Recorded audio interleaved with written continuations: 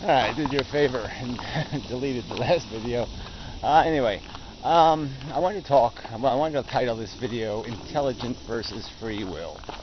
And kind of just point out or emphasize again that this word freedom is kind of bogus. We just shouldn't mess with it. It doesn't mean much. And I think if we're going to be honest, what we're striving for, what a human being would want, is to have an intelligent will, to know what the right thing to do is and to do it. It's not that complicated. And most of the controversy or choice that comes into our lives are choices that have this ambiguous, indeterminate kind of resolution, rock and a hard place kind of choices. Those are the ones that stick out in our minds. The no-win circumstance, a conflict between a principle, an ideal, and our personal welfare. That kind of bad, lousy, rotten choices. And we'll make a choose. We'll decide, and it'll be a battle of wills. There will not be a choice. There'll be a conflict and a decision. You really don't call it when two ideologies go to war, two countries. You don't call it free will. You don't call it a choice. It's not what it is. It's a resolution. It's a lot of things, but it's not choosing.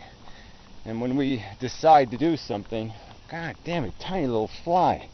Ouch. Nasty bite. Anyway, you get over the horse flies and then the little black flies show up. Anyway, so yeah, it's a battle of wills. It's a battle, I've said this before, but we are more than one identity running through our brains. There are different agenda trains that are traveling down the tracks. And what ends up being your will, your decision, your choice, will depend on which one of those trains has got the muscle, which one's got the mass, which one's got the most cars tied on it, which one gets to the door quickest. Lots of things. And what your will is when you have time to think about something and what your will is going to be when you don't are going to be two different things. But the fact is that the circumstance you're navigating, the world you're navigating, is not doing anything random or spontaneous, and neither are you. We're all reading a script. We're all playing out the transitioning of matter through the universe. It's moving through the universe, and it's bouncing around, ricocheting all over the place, getting caught up in a cluster of matter, and it's turning into stars and then radiating its energy, forming planets, and we're just part of that process. And you can't deny that physics, that Newtonian element, the mechanics of the material that makes us up, that makes us move. It's the pieces of that energy. It's probably one of the simplest ways to argue against this free will crud is to understand that the energy from the sun comes down to this earth and it runs into this whole mechanics, and it creates the electricity that flows through your brain, that creates your movement. You're an extension of energy moving. You're not an independent agent. You don't have any of that. It's just nonsense. Again, you can see it in your own brain. Just turn yourself around for a minute, look inside there, and you'll see the competitions. You'll see the different ideas.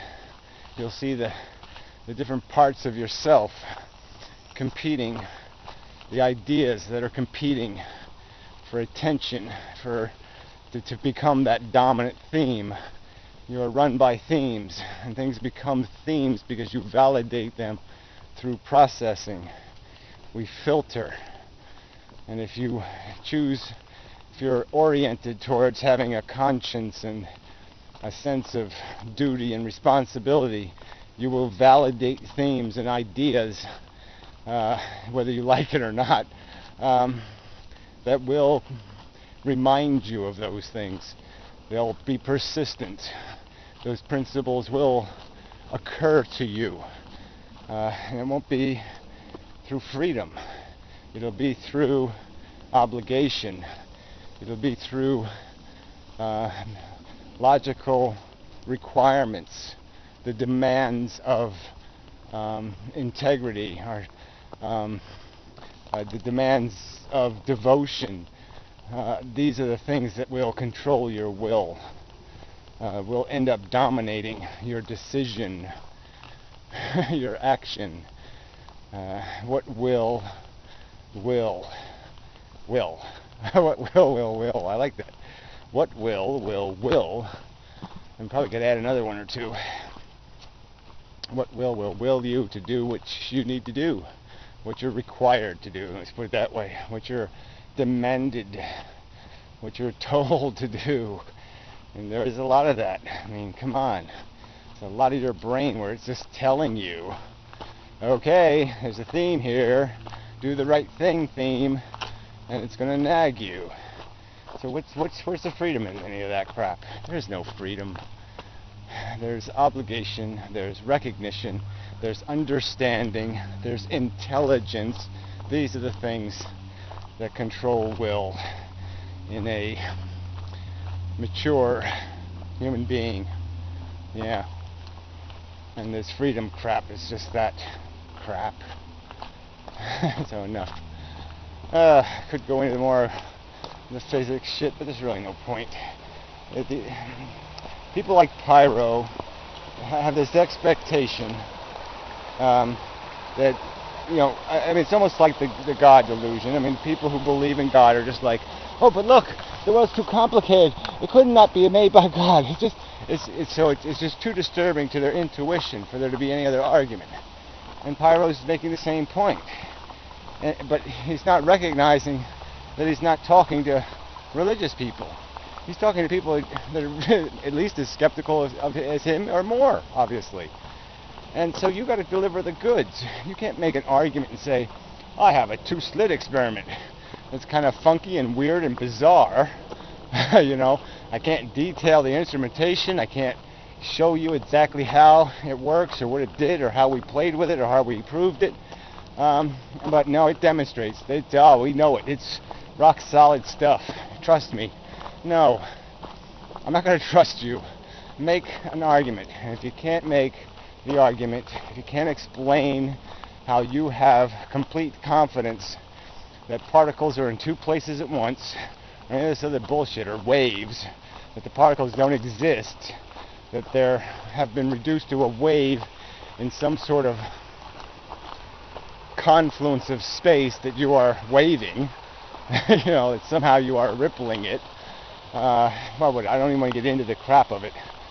But until you can do that, you got no right to talk like this. You got to make a better argument, or you just can't be this emphatic that we must all accept the jargon.